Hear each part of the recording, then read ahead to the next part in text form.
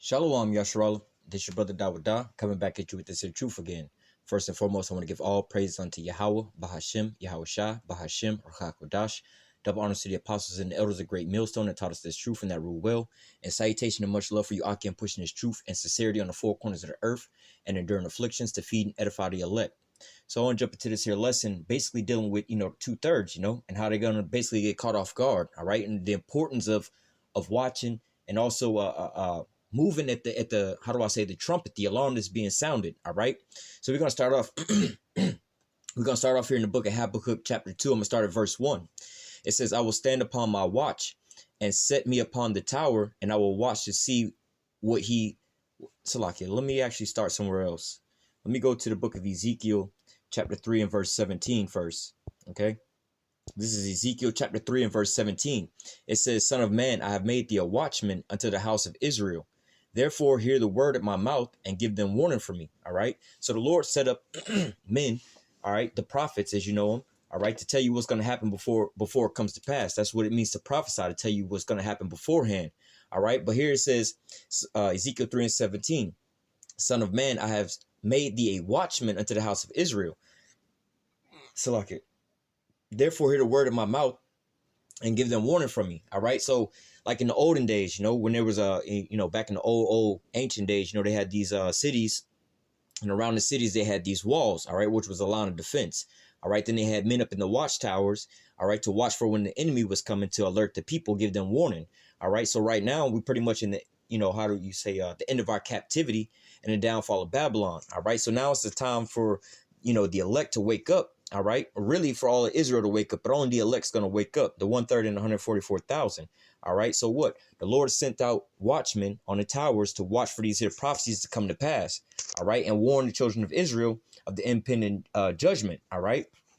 So now let's go back over to Habakkuk chapter 2 and 1. It says, I will stand upon my watch and set me upon the tower, and I will watch to see what he will say unto me and what I shall answer when I am reproved. All right. And so that's pretty much the job of the prophets. All right. To sit there and watch for these here prophecies to come to pass. All right. And again, give warning to the children of Israel. All right. Because the Lord set forth, different signs to tell us when we will be in the end times. All right. True enough, the scriptures say no man knoweth the day nor the hour. All right. Don't let that be a stumbling block. That's saying no man's going to know the exact day or the exact hour. However, in the scriptures, the Lord give us, how do I say, conditions to look out for. All right. Just like, the same example, right? You could say no man knoweth the day nor the hour that a baby's going to come. But what, when a woman's water break, all right, that the baby is pretty much coming. All right. But you don't know the exact second that baby's going to be, be born. But it's time to get that woman to the hospital. Those are the signs that she's going into what? Labor, meaning that baby can come anytime. All right. So this is like the same thing that's going on right now. All right. We have these signs that's being shown right now. All right. And the Lord set up these watchmen to give watch unto the children of Israel, all right, of the impending judgment that's coming. All right. And you have the prophets on the highways and the byways letting you know what's coming to pass. All right. So I'm going to read it again. Habakkuk 2 and 1. I will stand upon my watch and set me upon the tower, and I will watch to see what he will say unto me and what I shall answer when I am reproved. And Yahweh answered me and said, write the vision and make it plain upon tables, that he may run that readeth it. All right. So that's why we put up these video epistles. This is why we go on the highways and the byways. All right. To make it plain unto you what's coming to pass. All right. We go through these here, we watch the news and the events and things like that. We filter it through the scriptures. All right. And when we see these prophecies come to pass, we go and we warn you. We put these videos up on the internet. All right. And it's easy for you to sit there and just click on the video, push play, watch the video, get all the understanding. Everything's already put together for you. And hell, if you want to share it, it's simple for you to just hit the share button or to download the video off the internet and repost it somewhere else. Verse 2. And Yahweh answered me and said, write the vision and make it plain upon tables, that he may run that readeth it. For the vision is yet for an appointed time, but at the end it shall speak and not lie. Though it tarry, wait for it, because it will surely come, and it will not tarry. All right. So it says the vision is yet for an appointed time, meaning, it's just like, again, the analogy of the baby. You see a pregnant woman, you're not going to be running around saying, oh, she's about to have a baby right now. She's about to have a baby right now. People will say, she's pregnant, she's going to have a baby soon, but it's not until the point in time when her water breaks that hey, that baby is coming at any point in time now, But before then, it's just like, yeah, she's basically gonna have a baby, but it's not at the point in time where the baby's coming right now. All right. But once that water break, though it tarry, some women are in labor for 23, 24 hours. Though it tarry, wait for it, it shall surely come. That baby's still coming, man. You know what I'm saying? It's just that the labor was prolonged, more or less to say, but the water already broke. That baby is positioning to come out of the woman's womb. All right. And that's the time that we in right now. A lot of people may say, oh, it ain't coming here and there. But nevertheless, these prophecies are hitting back to back to back to back. And we're in the time of the last few prophecies. All right. And we can see that, and we're letting you know about these things. All right. So I'm going to go from there to, let me see. The book of 2 Peter chapter 3. I'm going to start at the top. It says, this second epistle, beloved, I now write unto you, in both which I stir up your pure minds by way of remembrance. All right. So look, this is being told to you to remember the things that was written aforetime. Like the scriptures say, the things written aforetime was written for our learning and our understanding. Verse 2, that you may be mindful of the words which were spoken before by the holy prophets, and of the commandments of us, the apostles of the Lord and Savior. Knowing this first, that there shall come in the last days scoffers walking after their own lusts. And you have plenty of scoffers out there, but then you also have these scoffers out there that's trying to rock Jake back to sleep. Tell them, oh, this ain't coming to pass. That ain't coming to pass. The RFID chip is not the mark of the beast. All these different things to do what? To put you back to sleep. They just scoffing and walking after their own lust, because ultimately, they're so-called comfortable in this here place. They're so-called enjoying this here place. So they want it to prolong, That's why you hear a lot of elderly people saying, oh, Jesus, how they would say, oh, Jesus ain't coming in my time. Or I hope, oh, it'll be after I die, maybe my grandkids or my great grandkids, but it's not in my time. Lord willing, he don't come in my time, basically saying that they want to continue on in their wickedness. They don't want the kingdom of heaven to come and to live in righteousness. They want to continue on in their folly. They don't want to have to get up and put their hand to the plow and get their life together. All right. Verse 4, and saying, where's the promise of his coming? For since the fathers fell asleep, all things continue as they were from the beginning of creation. See what I'm saying? They just want to keep going on because they think that everything is going on like it was, well, shit, they've been saying, your grandparents might say, hey, man, they've been saying that ever since I was a little boy or a little girl, Verse 4, and saying, where's the promise of his coming? For since the fathers fell asleep, all things continue as they were from the beginning of creation. For this they are willingly ignorant of by the word of the Most High. The heavens were of old, and the earth standing out of the water and in the water, whereby the world that then was being overflowed with water perished. All right, because what? The Most High had already prophesied when dealing with Noah. All right, he was gonna make a rain come, all right, and flood out the earth. All right, but what? 120 years, Noah, I believe it was 120 years, Noah was out there prophesying. All right, but what? The people kept on, and they was out there scoffing the same way, man. All right, like the scriptures say, the same thing's going to be in the time when YAHAWASHI come as in the times of Noah. People were eating and drinking and marrying and giving into marriage. All right, how do I say? Hoping that this place go on. They just think that, all this here folly is going to continue on. All right. Verse 8, but beloved, be not ignorant of this one thing, that one day with the Lord as 1,000 years, and 1,000 years is one day. All right. Yahweh is not slack concerning his promise, as some men count slackness, but is long suffering to usward, not willingly that any should perish, but that all should come to repentance. Now that's a stumbling block right there to Christianity. They put it in their mind that all Christians is going to be saved. Basically, in their minds, they think that the whole world can be saved, like every single person on the planet Earth. So they think that we're going to continue on in wickedness till every single soul on the planet Earth repent and turn to so-called Jesus. Then the end is going to come. All right. But nevertheless, this is what the Lord is talking about, Israel. All right. But nevertheless, ultimately 2/3 is going to get cut off and die. All right. Which we'll grab that as well, too. But nevertheless, the elect in 144,000. All right. It says that the elect would be scarcely saved. All right. And we know that, hey, once the last member of the elect gets saved, that's when it's, like the scripture also say, I'm going to send for fishers and they shall fish them. Then will I send for many hunters and they shall hunt them. All right. So what? After we get done fishing and catch the last fish, then that's when that's when everything is about to start breaking loose. And we are right there in those times right now. All right. It says, verse 10, but the day of the Lord will come as a thief in the night, in which the heavens shall pass away with a great noise, and the elements shall melt with fervent heat, and the earth also and the works that are therein shall be burned up. All right. So what? That's talking about basically this here place over in Babylon turned into the lake of fire when these thermonuclear missiles rain down. All right. That's going to be the end all be all for this here place. But nevertheless, like it says, but the day of the Lord will come as a thief in the night.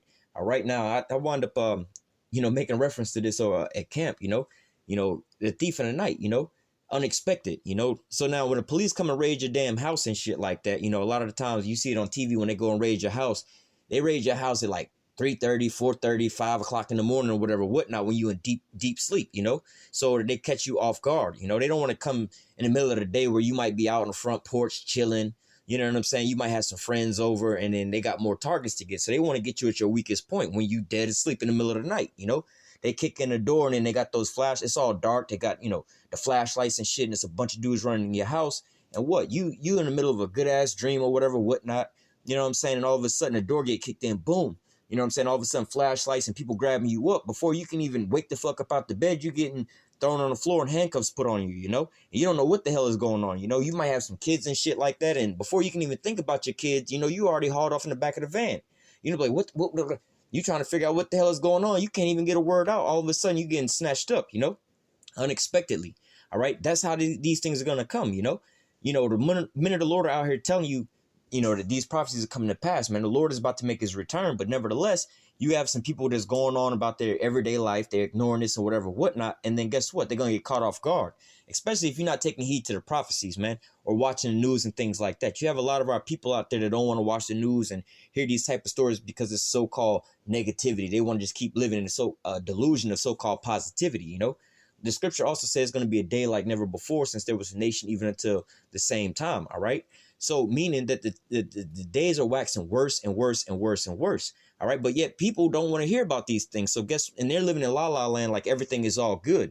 So they're going to go from lying to themselves to basically thinking everything is all good to all of a sudden all hell breaking loose. All right. They're not going to know how to prepare for that, instead of trying to get, spiritually doomsday prep by getting this here word, finding out what the Father and the Son's name is to be able to call on. All right. Finding out who their nationality is. All right, they're going to be getting rounded up and then they're like, what the hell's going on? Why is this happening to me? Why all of a sudden I ain't never did nothing wrong? Why am I being hauled off into a concentration camp? Why are all these things happening? Why is the government trying to come down on me? All right. But they're not going to realize at the point in time, maybe those men out there was right. Maybe I am an Israelite. Maybe this is, Esau coming down with his judgment. Maybe this is, so on and so forth. But before they can even think about all that, it's going to be too late for them. All right.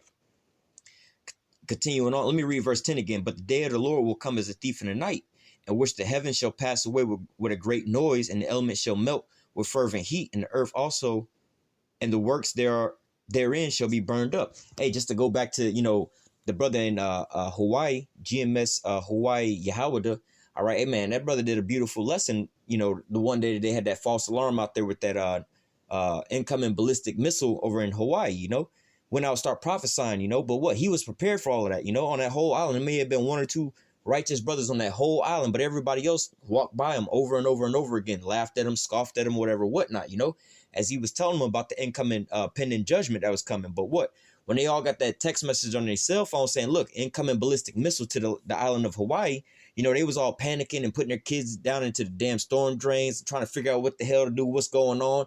Some people trying to find out what the name is to call on. And, you had a bunch of atheists converting to Christianity that day. Oh, Jesus. Oh, God, help me.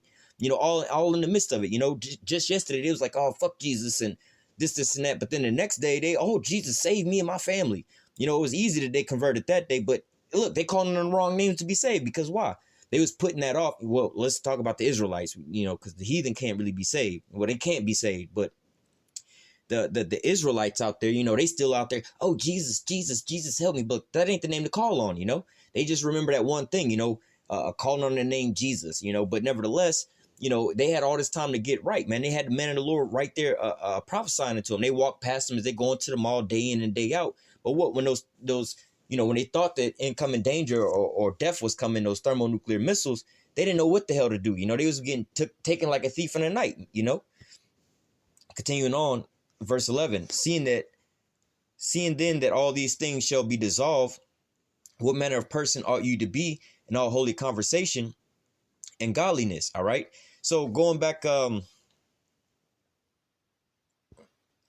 me just continue on. Verse 12, looking for and hastening unto the coming of the day of the Most High, when the heavens being on fire shall be dissolved and the elements shall melt with fervent heat. Nevertheless, we, according to his promise, look for a new heaven and a new earth wherein dwelleth righteousness. All right, so look, the minute of the Lord, we looking for this impending judgment to come, because we know after that, we know, like the scriptures say, Esau is the end of the world and Jacob is the beginning of it that followeth. We know we're about to get up out of captivity and reign in the kingdom of heaven.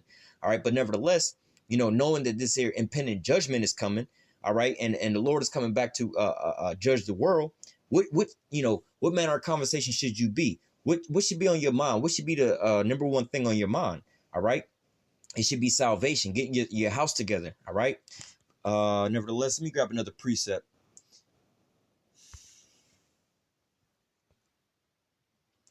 This is Matthew chapter 25 and verse 1. Then shall the kingdom of heaven be likened unto 10 virgins, which took their lamps and went forth to meet the bridegroom. And 5 of them were wise, and 5 were foolish. Then they that were foolish took their lamps and took no oil with them.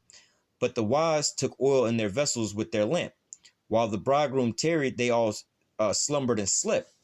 All right, like we was reading earlier in the book of Habakkuk, though it tarry, wait for it, shall surely come, and it shall not tarry, But then you had those ones that say, look, since our fathers fell asleep, all things continued on since the beginning, So you have basically the same example of the 5 unwise virgins. They're not preparing for these things. They just think that this is going to keep going on forever and forever and forever, They see that there's work to be done, but they don't want to, put it this way. It's like as a little kid, your dad get home at 5 o'clock, right? And you done got home from school or whatever, whatnot. And, you have some certain chores you needed to get done, but you want to get home and play the video game and shit, right? So you come home at 3 o'clock, play the video game. He's like, you know what? I'll go take out the trash and thaw out this here meat and, go clean my room and do my homework. You know what I'm saying? After the fact, I play the video game, but before my dad gets home. But then you sit down and start playing the video game, and then you get all into the game. You just one more level, just one more level. Let me just finish this last fight or this last game, And all of a sudden it's 4:55 and you still trying to get this one more, man, just one more level, one more game, one more, 4:57, 4:58. Then all of a sudden your dad is rolling up, Now you got all these things to do. You got to clean your room, get your homework done. You were supposed to take out some meat so it can thaw out. So when he get home, he can cook the meat. You know what I'm saying? And now your dad is in the driveway and you ain't got nothing done. You still in your school clothes. You're supposed to take off your school clothes by the time you got home, But now all of a sudden you're trying to scramble and get all this here stuff done. You know what I'm saying? Which you had 2 hours to get it all done, or at least get started on it. And now, you got 10 seconds before he get out the car and walking through the door and realize that, look, none of the things that he told you to do was done. What do you think your judgment is going to be? You see what I'm saying? That's the same thing that's going on here. All right. It says, verse 5 again, while the bridegroom tarried, they all slumbered and slept. And at midnight, there was a cry made, behold, the bridegroom cometh, go ye out to meet him. Then those virgins arose and trimmed their lamps. Then all those virgins arose and trimmed their lamps. And the foolish said unto the wise, give us of your oil, for our lamps are gone out. But the wise answered, saying, not so, lest there be not enough for us and you, but go ye rather to them that sell and buy for yourselves. All right. Let me read one more. Verse 10. And while they went to buy, the bridegroom came, and they that were ready went in with him to the marriage, and the door was shut. All right. So, hey, you don't want to be like those unwise virgins, like I just gave the analogy. It's 4:57, 4:58, 4:59, and now your dad's rolling in at 5 o'clock. And you trying to, hurry up and get all these things here done, man. You're going to be like those 5 unwise virgins, like, oh, shit, let me go get some oil and this, and that, Or like another analogy, you're supposed to have, we're here in Florida, you got hurricanes and stuff like that. So you need to be prepped beforehand, before the storm even come, man. You need to, if you're going to stay home, you need to make sure you got some batteries. You got maybe possibly a generator or something like that, some candles, some bottled water or whatever, whatnot, just in case everything goes out, But now the storm coming and the power goes out. This is not the time for you to be trying to go out to the store, and go get batteries, lamps, and so on and so forth, Hey, if you ever been in the hurricanes and things like that, the time, right when the hurricane's about to start hitting, if you ever go inside the grocery store and you go inside, you looking up and down the aisles, all day, every day, people going in there buying sodas and so forth, and then the water aisles are completely stocked. They got water, we're going to get water. But now you don't wait until the last minute. The storm coming in, you got the first rains, the high winds coming in. Now you want to go to the store to go get the water. But nevertheless, you can't even drive on the road. It's zero visibility because of the rain. Roads are flooding. The grocery store ain't got no power. You know what I'm saying? And even if you do go inside the grocery store, the water aisle is completely empty. You know what I'm saying? The only thing, you know, hey, like here, I've actually been inside a damn grocery store in the middle of a damn hurricane like that. You know what? Power was out for, you know, hours on end. Guess what kind of sales they had on? You know, ice cream. Ice cream was on sale, and all the frozen stuff was on sale because they ain't have power and they ain't know how long it was gonna be out, you know. But guess what was gone? The water. You know, you can get all the ice cream that you want, but that's not really gonna help you out in the middle of the hurricane. All the things that you needed for the hurricane to sustain yourself is all gone. It's been taken by the people who have prepared for those things. All right. So guess what's gonna happen, man? You're gonna have to ride out the hurricane without the necessities of the things that you need. You know, you might get swept up in it. All right.